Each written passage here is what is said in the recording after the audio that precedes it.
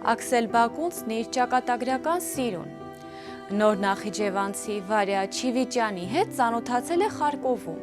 1923 թվականին։ Այնտեղ նա ավարտում է գյուղատնտեսական ինստիտուտը, մեկնելուց առաջ առաջարկում է Վարվարային ամուսնանալ եւ միասին մեկնել Հայաստան, բայց Վարվարան նախապատրաստվում էր բուհի ընդունելության քննություններին եւ մերժում է Բակունցի առաջարկը։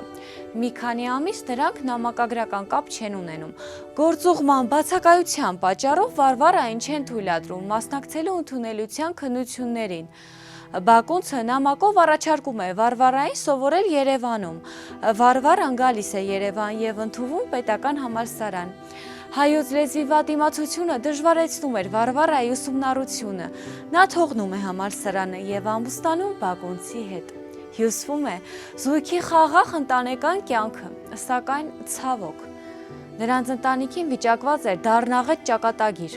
Դատապարտվեց ոչ միայն գրողը, այլև նրա ընտանիքը։ Մեկնաբանության մեջ կիսվեք Բակունցյան ձեր սիրելի տողերով։